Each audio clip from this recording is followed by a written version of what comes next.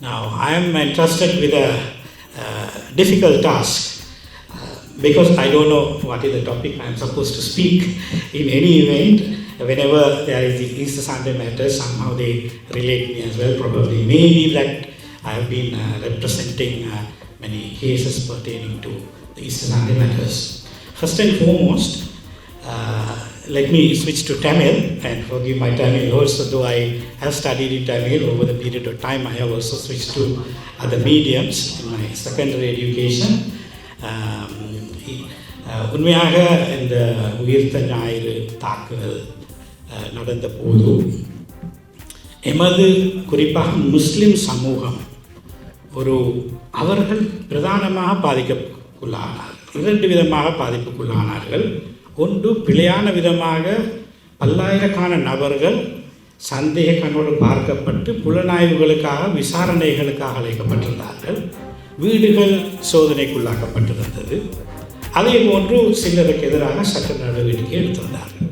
அதில் சாதாரண பாமர மக்கள் முதல் அமைச்சர்கள் வரை சிரேஷ்ட சட்டத்தரணிகள், அரசியல்வாதிகள், அரசியல் தலைவர்கள் போன்ற பல்வேறுபட்டவர்களும் இந்த விசாரணையின் அடிப்படையில் சில சந்தர்ப்பங்களில் வேண்டுமென்றே அவர்கள் நிர்பந்தங்களுக்குள்ளாக்கப்பட்டிருந்தார்கள். அதே போன்று பாதிக்கப்பட்டிருந்தார்கள். ஸோ இந்த சந்தர்ப்பத்தில் குறிப்பாக நாங்கள் முஸ்லீம் சட்டத்தரணிகள் என்ற வகையில் பார்த்த ஒரு விடயம்தான் அன்றைய காலப்பகுதியில் சில நபர்கள் கைது செய்யப்பட்டிருக்கின்ற போது அவர்கள் தெளிவாக அநீதமாக கைது செய்யப்பட்டிருக்கிறார்கள் அல்லது விசாரணைக்குள்ளாக்கப்பட்டிருக்கிறார்கள் தெரிந்தாலும் சட்டத்தரணிகள் அவர்களுக்காக அவர்களை பிரதிநிதித்துவப்படுத்தி நீதிமன்றங்களில் ஆஜராகுவதற்கு பின்னின்ற ஒரு காலமாக இருந்தது. முன்னுக்கு வரவில்லை. அவர்களும் ஏதோ ஒரு விதத்தில் பயந்த ஒரு சூழ்நிலை சுபாவத்தில் இருந்ததை நாங்கள் அவதானிக்கக்கூடியதாக இருந்தது. ஆகவே நாங்கள் அந்த சந்தர்ப்பத்தில் முஸ்லிம் சட்டத்தரணிகள் ஒன்றிணைந்து, ஏனென்று சொன்னால் சில நீதிமன்றங்களில் முஸ்லீம் அல்லாத சட்டத்தரணிகள் பாய்காட் பண்ணுற நிலைமைகளும் இருந்தது. அந்த சந்தேக நபர்களுக்காக ஆஜராகவில்லை. உண்மையாக இதில் சம்பந்தப்பட்டவர்கள், இதனை செய்தவர்கள் அவர்கள் தண்டிக்கப்பட வேண்டும், நியாயமான விசாரணைகள் இடம்பெற வேண்டும் என்பதில் எங்களுக்கு மாற்று கருத்து இல்லை. ஒரு தீவிரவாத தாக்கல் நடந்திருக்குது. அநீதமாக மக்கள் கொன்று குவிக்கப்பட்டிருக்கின்றார்கள்.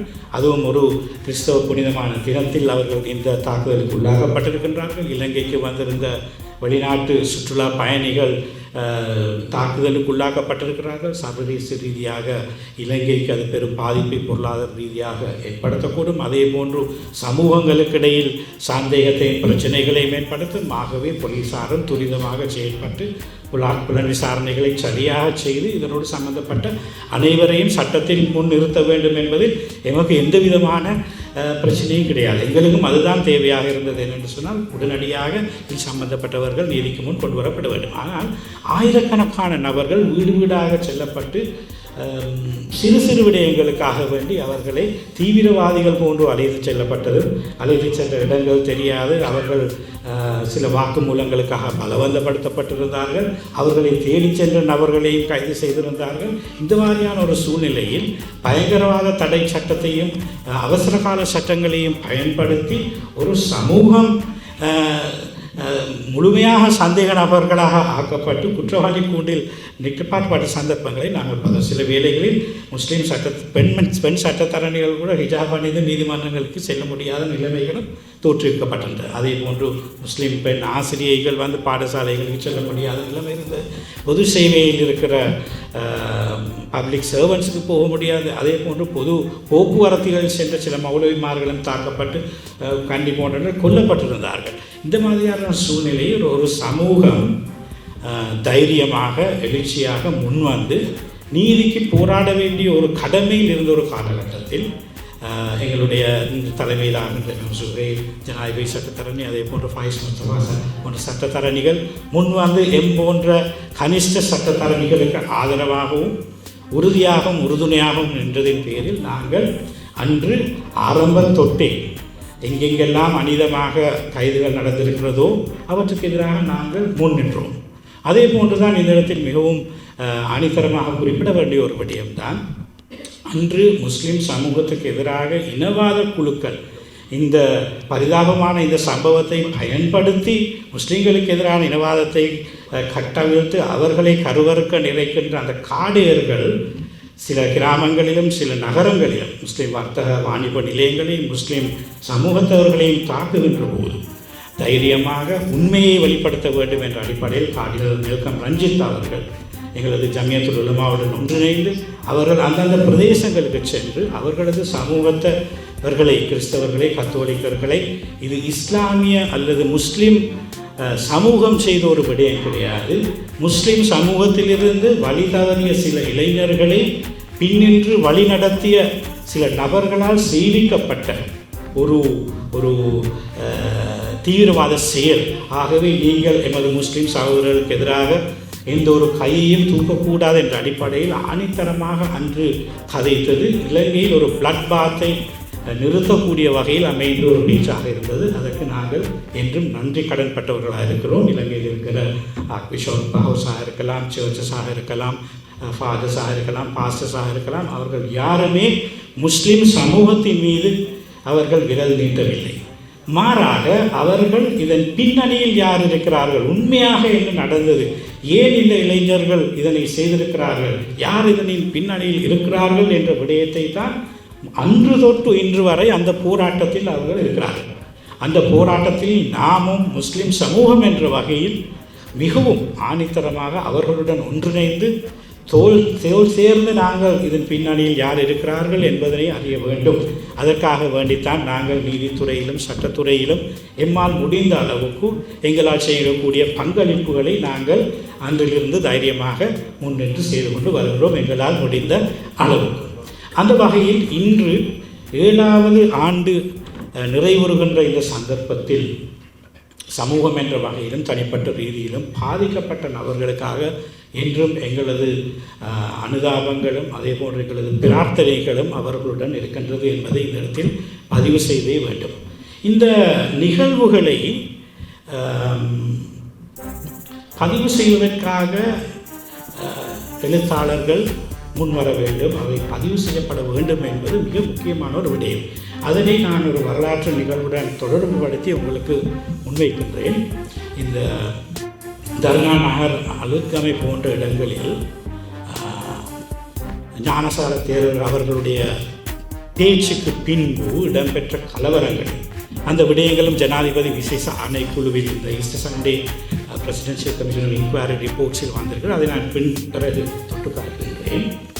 அந்த நிகழ்வுகள் நடந்தபோது ஜனாதிபதி சட்டத்தரணி சுரேர் அவர்கள் அன்று சட்டத்தரணிகள் சங்கத்தை அணுகி அவர்களுடன் ஒரு அணியை அங்கு கொண்டு சென்று அவைகளை பதிவு செய்து தேவையான முறைப்பாடுகளை செய்த அதே நேரம் முஸ்லீம் சட்டத்தரணிகள் ஒன்றிணைந்து எங்களது ஃபாயிஸ் முஸ்தபா போன்ற சிரேஷ்ட ஜனாதிபதி சட்டத்தரணிகள் அதற்காக உயர் நீதிமன்றத்தில் வழக்குகளை தாக்கல் செய்தார்கள்.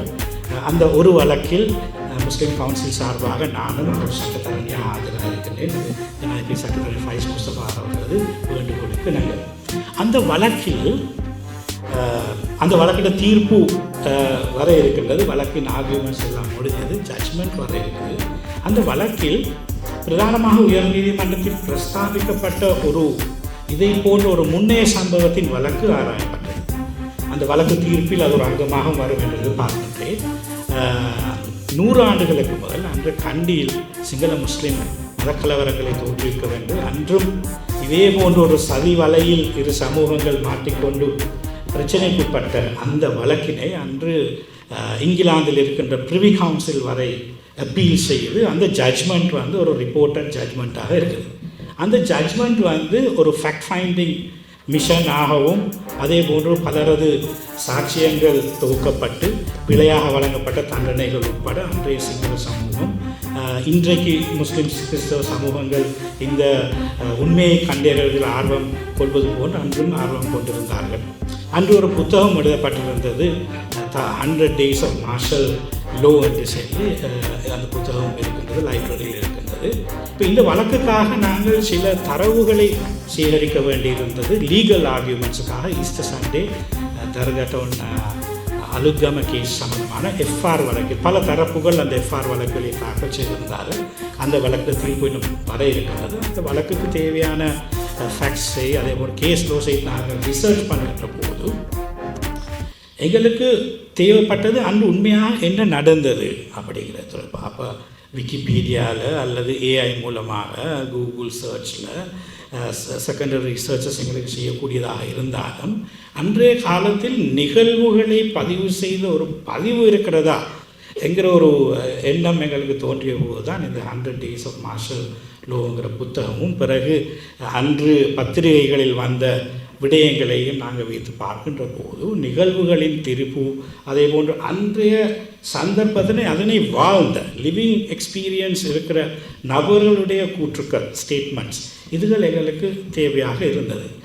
அதே போன்று தான் இந்த சட்டத்தரணி சர்ஜூன் அவர்களுடைய இந்த ஈஸ்டர் தாக்குதலும் நீதியும் தண்டனையும் என்ற இந்த புத்தகமும் இந்த காலப்பகுதியில் இந்த தாக்குதல் நடந்த இந்த காலப்பகுதியில் நடந்த நிகழ்வுகளை ஒரு டைம் லைனாக டெய்லி என்ன நடந்தது, விசாரணைகள் எவ்வாறு போனது, என்னென்ன சம்பவங்கள் அந்த காலப்பகுதியில் நடந்தது, அது தொடர்பாக அதனோடு தொடர்பட்ட ஸ்டேக் ஹோல்டர்ஸுடைய கருத்துக்கள் என்ற மாதிரியாக இருந்தது என்ற விடயங்களை ஒரு தொகுப்பாக ஒரு டைப் ஒரு கோடாக அவர் கோடிஃபை பண்ணியிருக்கிறார்.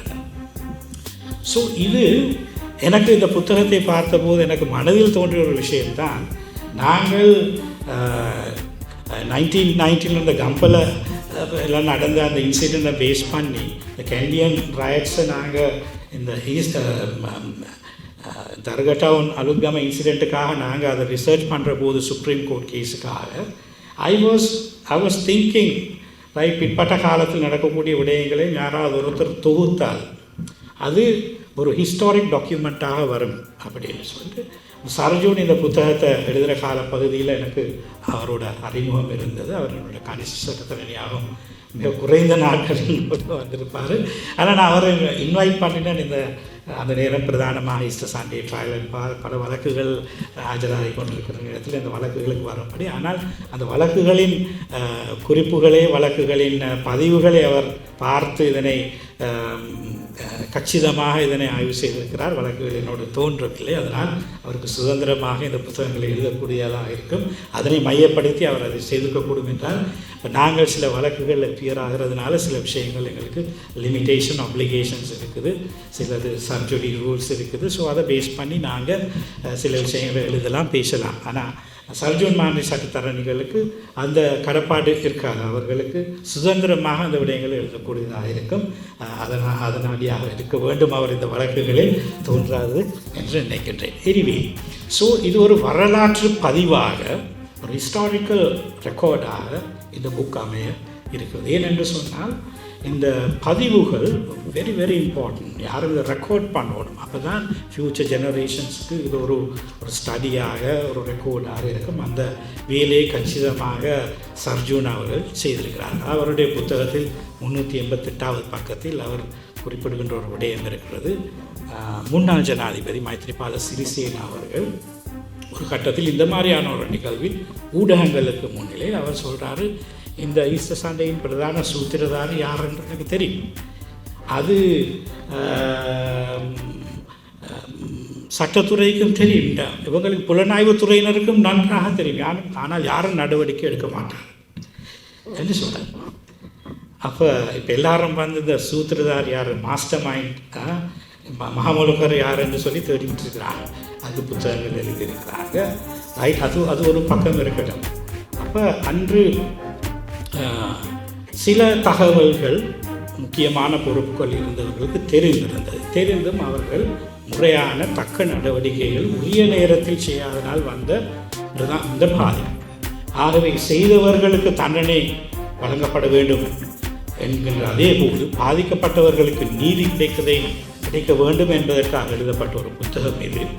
அதே போன்றுதான் அதனை கண்டும் காணாதிருந்து அதனை நிகழ்வதற்கு உந்துதலாக இருந்த ரீடிங் அண்ட் எம்பட்டிங் மட்டுமல்ல. இன்றைக்கு உங்களுக்கு தெரியும், ஹைகோர்ட்டில் ஒரு வழக்கு போய் கொண்டிருக்குது. அன்றைக்கு போலீஸ் மாஸ்டராக இருந்த பூஜை ஜாசுந்தர், அதே போன்று பாதுகாப்பு செயலாளர் இருந்தவர் இவங்களுக்கு எதிராக வந்து ஒரு இன்டைட்மெண்ட் ஃபைல் பண்ணப்பட்டு கொலை குற்றத்துக்காக அவர்களுக்கு எதிராக வழக்கு தாக்கல் செய்து சட்டமாதிமாக வழக்கு நடந்து கொண்டு இருக்கின்றது.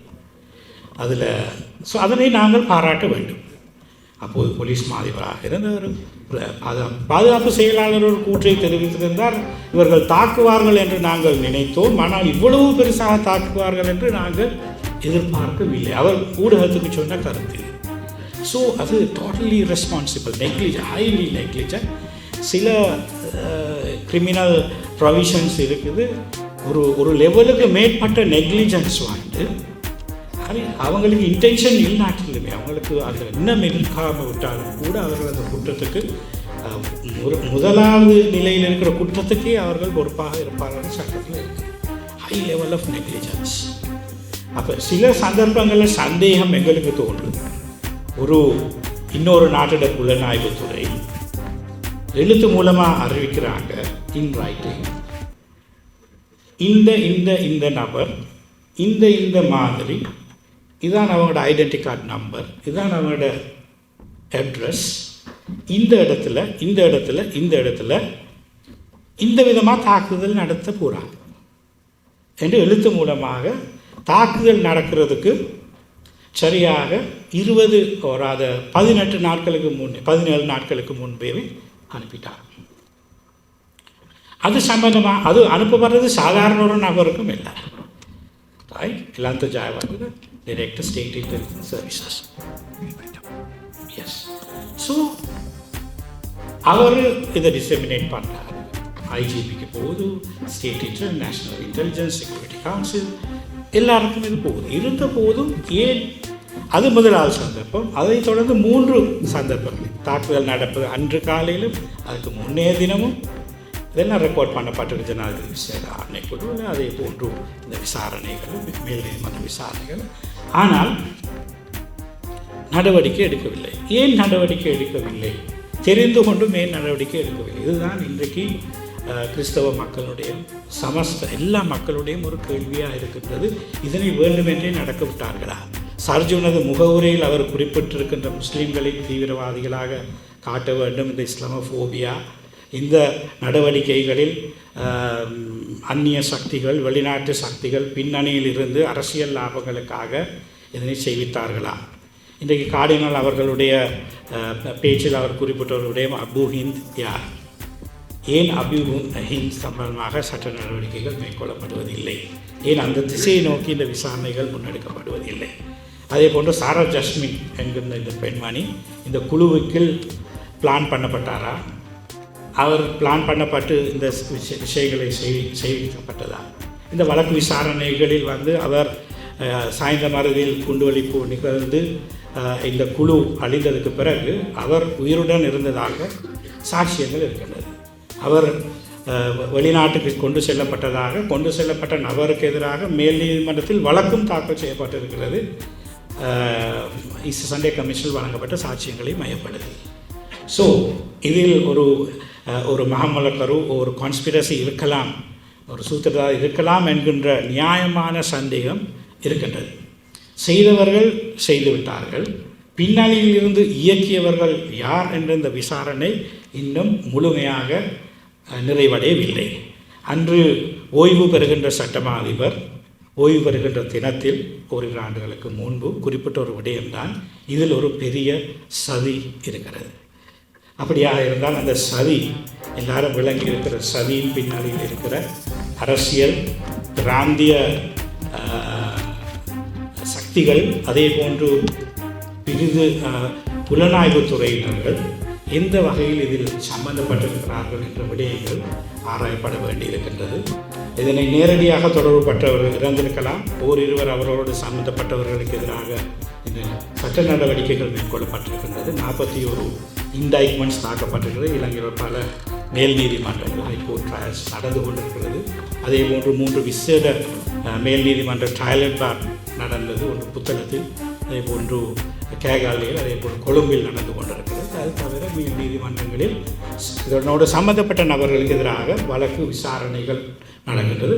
அந்த வழக்கு விசாரணைகளும் நியாயமாக நடத்தப்பட வேண்டும். சிலர் பலவந்தத்துக்கு உள்ளாக்கப்பட்டு அவர்களது குற்ற ஒப்புதல்கள் மூலமாக, கான்ஃபெஷன்ஸ் மூலமாக அவர்களுக்கு எதிராக வழக்கு நடவடிக்கைகள் மேற்கொள்ளப்பட்டிருக்கிறது. பிழையான விதத்தில் அவற்றை டிஃபென்ஸ் கவுன்சில் அவற்றை சரியாக இது பண்ணுவாங்க, செக் பண்ணுவாங்க. அதே நேரம் சம்மந்தப்பட்டவர்கள் இருந்தால் அவர்கள் முறையாக தன்னைக்குள்ளாக்கப்பட வேண்டும். ஏனென்று சொன்னால் ஒரு சமூகத்தில் நாம் ஒரு வலுவான சமூகமாக, எழுச்சியான ஒரு சமூகமாக இருப்பதற்கு எமது சமூகத்தில் இருக்கின்ற தீவிரவாத சிந்தனை கொண்ட, அதே போன்று தேச துரோக எண்ணங்களை கொண்ட நபர்களை நாங்கள் கண்டறிந்து அவர்களுக்கு எதிராக நடவடிக்கை எடுக்க வேண்டிய கடமை எங்களுக்கு இருக்கின்றது. அதனை நாங்கள் வழிகாட்ட வேண்டும். அதே போன்று தேவையானவர்களுக்குரிய ரிஹாபிலிட்டேஷன்ஸ் அவர்களுக்கு வழங்கப்பட வேண்டும். அவற்றையும் நாங்கள் செய்ய வேண்டிய கடமை எங்களுக்கு இருக்கின்றது. அந்த வகையில் எங்களுக்கு தெரியும், இலங்கை முஸ்லீம் சமூகம் 1000 வருடங்களுக்கு மேற்பட்ட ஒரு வரலாறு கொண்ட சமூகம், இன்றைக்கும் சமாதானத்தை விரும்புகின்ற ஒரு பீஸ்ஃபுல் கோஎக்ஸிஸ்டன்ஸோடு இருக்கிற ஒரு சமூகம் என்ற வகையில் இது சம்பந்தமான பல புத்தகங்கள் இருக்கிறது. அவற்றுக்கு நான் இந்த சந்தர்ப்பத்தில் செல்லவில்லை. ஆகவே முஸ்லீம் சமூகம் என்ற வகையில் நாங்கள் இந்த நீதியை பெற்றுக் கொடுப்பதற்கு எமது சமூகத்துக்கும் அதே போல் நேரடியாக பாதிக்கப்பட்ட கிறிஸ்தவ சமூகத்துக்கும் நீதியை பெற்றுக் கொடுப்பதற்கு நாம் இதனை விட இன்னும் பலமாக முன்வந்து செயல்பட வேண்டும் என்ற விடயத்தை வேண்டிக் கொண்டும், நிறைய விடயங்களை பேச வேண்டும் என்று இருந்தாலும் நேரம் காரணமாக அந்த விடயங்களை நான் இந்த இடத்தில் தவிர்த்துக் கொள்கிறேன். பிறிதொரு இடத்தில் அது சம்பந்தமாக ஆராய எண்ணியவனாக இந்த புத்தகத்தை வெளியிட்டிருக்கிற இந்த புத்தகத்தை இன்று கொழும்பில் வெளியிடுகின்ற சமநீதி நிறுவனர்களுக்கும் அவர்களது போர்ட் ஆஃப் டைரக்டர்ஸுக்கும், அதே போன்று இந்த புத்தகத்தை எழுதிய மிகவும் ஆர்வமாக அதே போன்று சாக்ரிஃபைசஸோடு இதை எழுதின சர்ஜன் ஜமாலுதீனுக்கு வாழ்த்துக்களை தெரிவித்துக் கொண்டு இன்றைய தினம் இங்கு கலந்திருக்கின்ற எல்லோருக்கும் ஒரு இனிய மாலை வேண்டியவனாக எல்லாருக்கும் அஸ்ஸலாம்.